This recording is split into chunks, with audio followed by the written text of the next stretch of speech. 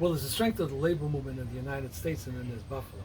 So in Buffalo, there's there's such a proud labor history, movement, culture, um, and but that's not the United States as a whole.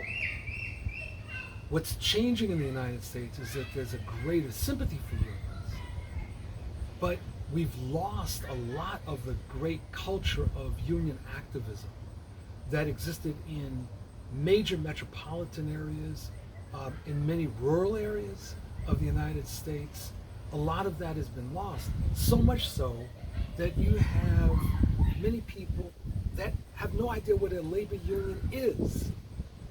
And I actually had that experience of talking to someone in a plane while I was flying somewhere when I was reading about labor, and I said it was about labor unions around the world. And she looks at me, and she must have been in her 30s, and she said, "What is a labor union?"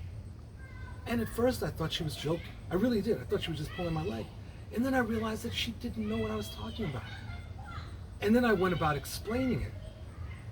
And she nodded her head, but she nodded her head in that way that we've all seen, where someone has no idea what you're talking about.